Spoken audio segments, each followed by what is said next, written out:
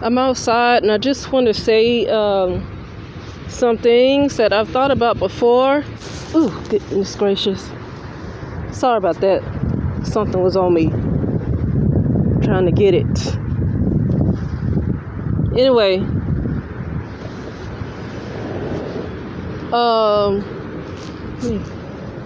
I'm sitting down and critters, how they like to crawl. Anyway, sorry about that. So I thought about this before. The ego is the ego is crack. The ego is crack. Because I already knew this, and many times we already know things, but because, number one, we're stuck in a time loop, and many of us are in our ego, or else we would not have been stuck in a time loop in the first place. It's kind of hard to resist doing things that you've already done, because history repeats itself, right? So some of the things you look at, some of the things we look at on the YouTube, or a lot of things that we do, we question why we do it, we question why we weren't, but we've already done it, and we're repeating things that we've already done. That's actually a karmic cycle. Those are karmic cycles. That's karmic. Okay? But I want to say this. Some of the things we look at, I'm at the point where when I do decide to look at things, I'm going to have to, I don't even want to try. I just don't want to have any kind of emotional feelings about it. Reason being is because it's already happened and we've already seen it. And we're looking at it again because we're not caught up to the real time, the real time. Because we're not caught up to the real time, we don't realize that we've already seen the stuff that we're watching on YouTube, TV, wherever it is. We don't realize that we've already seen the stuff and that we're watching. And so we get emotional about things like maybe this Roe versus Wade. I didn't get emotional about that. I don't really feel any kind of way about it. It doesn't affect my personal life. And even if I wasn't in a time loop, one thing I learned is that something that does not affect me personally, I don't want to give too much energy to being all upset and calling my feelings over it, because you're taking on somebody else's reality and issues on top of your own. Okay, so you're carrying two crosses. You're carrying your cross and somebody else's cross. Okay, so because we don't have communal living and where everybody bear each other's cross, I don't have time to be worried about a lot of things that don't have nothing to do with me. But I will say this, even some of the things that do have to do with me, even at work or wherever it is, somebody do something low down or wherever, I have to see things differently now because we're in a time loop, and because many of us are in a karmic type of cycle, meaning that history repeats itself. We're doing the same thing that we already did, but because our conscious awareness is not caught up to the real time, we might get mad at people about, why he do this? And it's already been done. It's already been done maybe 9 years ago. But we don't realize it's already done, and this is just history repeating itself. And that person, there's no telling where they really are right now. It's no telling where they are. And the more we get caught in time loops, the more we get drugged to lower dimensions. I keep seeing people, their face look like a regular person, but I do realize this is a virtual reality or holographic, however you want to call it. I do realize that it's not physical. So when I see these people's faces, not with my physical eyes open, but when I close my physical eyes or sometimes like that, and I'm not trying to see. But I see what some people that I know, like I might know at work or whatever, and I see what they really look like. And sometimes they have these faces that look like zombies, and sometimes they have the faces that look like what I seen in the first dimension when I was there. And in the first dimension, they weren't fully developed, because all of it's avatars anyway, right? So, but in the first dimension, the way I saw it was the area where the eyeballs were supposed to be were just holes, so the eyes weren't there. The nose wasn't there, so you saw like the hole where the nose was supposed to be and all that stuff. So it's almost like the avatar was not completely developed, and then it's smelly. It doesn't smell good in the first dimension either. first, second dimension, but I think that might have been 2 minus the first, because I already been in second dimension a long time, and that's when it's always dark. It doesn't have to always be violent though, but it's always dark. Okay. So I've already been there to know what that looked like. This is like the first dimension, because even the second dimension, people is completely developed. Their faces, first dimension, these people's faces were not developed. It was like, and you just saw the holes where the eyes were supposed to be, but they can still see you. They can still see, because our eyes ain't real no way. What they call our first eye is the real eye. That's why they call it the third eye. The third eye is what sees what's really going on. Well, if the third eye actually sees into the spiritual realm, the spirit came before the physical world, so that means that what you call the third eye came before the 2 physical eyes. We got 2 physical eyes because of duality. Okay, we were split into duality. So that one eye, that's the real one eye. Okay, it was just oneness. It was, so you had one eye. You didn't have 2. Okay, but anyway, getting back to it, I don't want to have any. I don't want to say I'm gonna try not to. I don't like this word try, because if you gotta try, that means you're in your ego. I don't want to have to try. I cannot use the word try. Not right now, because that's ego. Just don't do it. I just had to say it. Just don't do it. You know. Get into my feelings or emotions of things that might happen, like it might happen at work, or somebody might, and it's hard not to do that, because your conscious awareness is in a place where you think things are happening in real time, when it's already happening, and you just, because you're behind, you're just living out the story that's already happened. So if somebody even bump into you, you say, mother effer, what you doing? You said this 9 years ago too, or 3 to 9 years ago. I don't know the exact year that, but my point is that it already happened, but we're showing emotions right now, thinking we in real time, when we're actually repeating the person that did what they did, and us responding the way we respond. It's a repeat. We're doing the exact same thing. And so now I'm going to have to get out of having any kind of feeling and emotion about whatever opinion somebody have, whatever somebody does, or somebody want to do something at work. I want to look at things like, I want to kind of look at the story that's already been written, because I've already lived these years, and I'm kind of like, because of a time loop, I'm just going over it again. But I want to see, like, okay, so what could I have done this differently? Let's see what is going to be different. If it's not the way you want to go, if it's not the direction you want to go, when you see yourself that's in real time, it's not looking too good, then you can try to make a different decision. Like, okay, so where do I want to go to change this? I want to go to it in a different direction. Because where you could be in real time could be probably not the best thing that you want to see. Where I am in real time might not be something I want to see. What if you're dead? What if you were killed? What if you were murdered? So everybody ain't murdered, but I do feel like a lot of people are in camps. A lot of people were taken away from their homes. But because we're not in real time, we're going through the motions again. And they're about to do it again and again and again. And what they're going to do is that they're going to move your consciousness awareness probably back to like a different time. I think they're going to try to move it back 2,000 years this time though. Okay?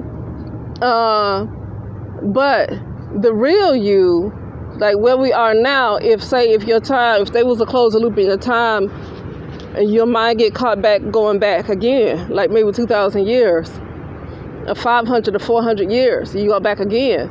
With this version of you right now that can hear me, is still going to move ahead, just like the other version of myself, still moved ahead. But your conscious awareness is going to be maybe 400 years back. Maybe it could be slavery, it could be wherever you were. That's where your conscious awareness is going to be. And but this version of you right now that's listening is still going to move ahead. But your conscious awareness is not going to be with this version of you anymore. That's the thing. So at this point, I don't want to have any more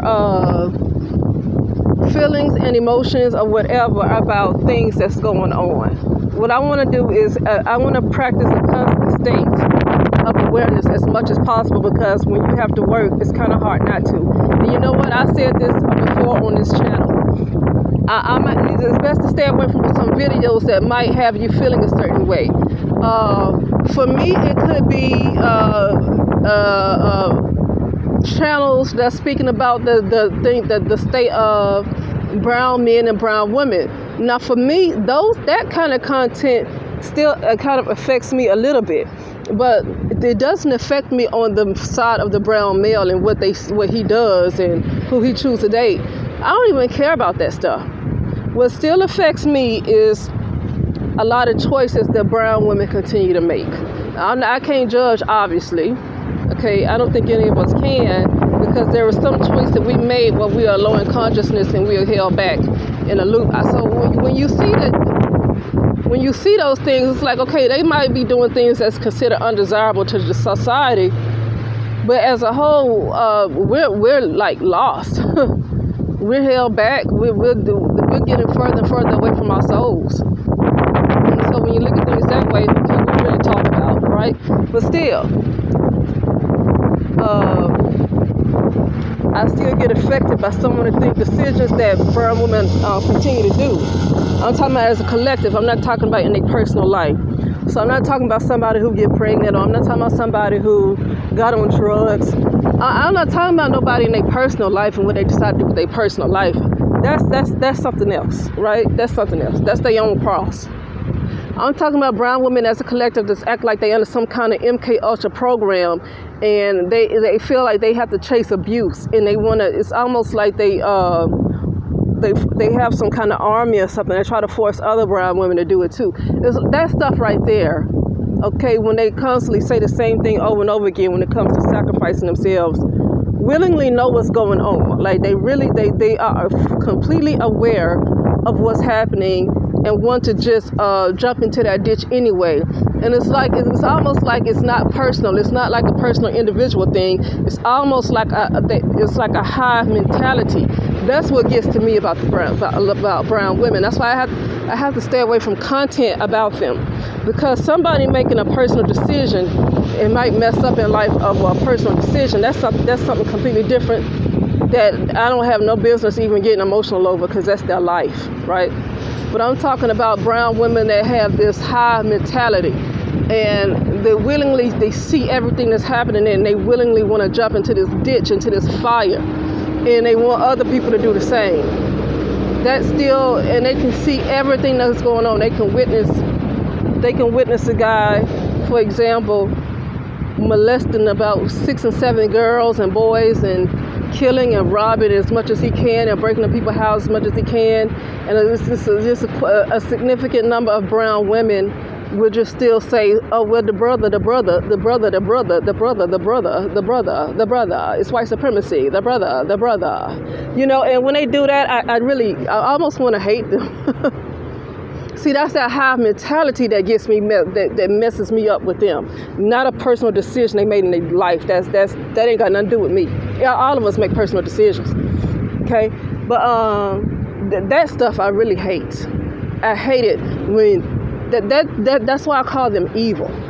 This is why my Divine Business channel, which I'm not really on anymore, my last few videos, I repeatedly call the brown women evil.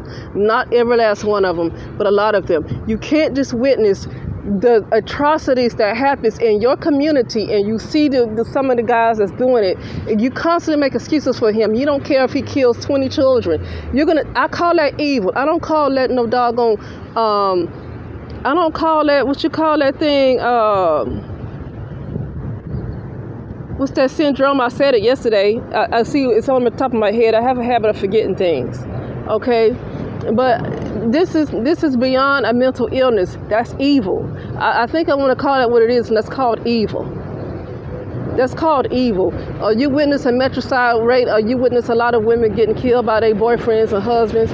You witnessing, you notice a lot of women that's dying while they're giving birth. And you still want to have these women have this hive mentality. You first of all, it is an evil that's operating in them. Okay, the original person, I don't know if they are evil. The person that they were supposed to be born to be, I don't know if that person is evil. But there's definitely an evil that is operating in them to have them overlook so much that somebody else does, and still want to have this hive mind and get other women to jump into that doggone fire, that hell. Okay, that's an evil that probably comes from the first dimension that I've already been to. Okay, and so I can't get past how sickening and evil they are when they're willing to overlook. I'm sorry. See, I'm doing it. That's why I cannot look at content on brown women. When brown men got to say something about brown women, I honestly do not care what they have to say, because I've been disconnected from brown men. That's why. For me to get a little upset over brown women means there's still a connection spiritually between me and brown women. And a lot of that needs to be cut off right now. It needs to be cut off because we're in the time loop. We can clearly see that they're not going to catch up. And it's already going to be work for me to catch up. So I ain't got time to be spiritually connected to people who are already dead. Like literally, most of the people we see are not here because we're in the time loop. The people that we look at, because history has to repeat itself, history was already written out because our original selves are like 9 years or more into the future. But our consciousness is back. So some of the people we seeing that we might even want to get mad at, they might be dead already. Excuse me, see a car pass by, so I don't know. Yeah, they might be dead already. You don't know where those people really are just because you see them in front of you, because your consciousness is low and you've been held back in the time loop. You don't know who you're really looking at. You don't know who you're getting mad at. You don't know who you're cursing out. They could be dead already. They could be somewhere in Zimbabwe in the future, but because you're in the time loop, you think they somewhere in Los Angeles talking to you right now, or wherever you are, Seattle, or wherever you think you are, wherever you are. You think you're talking to them right now, and that person's real conscious awareness might be somewhere in South Africa, but you're talking to a version of them that you already spoke to 9 years ago. You see what I'm saying? That's why I can't get into all these emotions and worry about what's going on, because it already happened. It already happened. Okay, and it's like I'm getting emotional and getting all sucked into the story as if it's something that's just now happening.